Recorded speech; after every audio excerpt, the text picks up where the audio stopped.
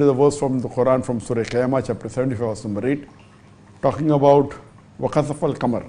Khasafal Qamar means when the moon is buried in darkness. It also means that when the moon it becomes darkened. Or some of the translations say when the moon is eclipsed. So Khasafal Qamar means when the moon is buried in darkness or when the moon is eclipsed.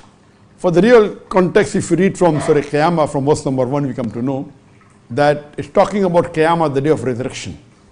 And the non-Muslim, when they ask Allah subhanahu wa ta'ala, when they ask the believers, how will Allah subhanahu wa ta'ala be able to reconstruct our bones?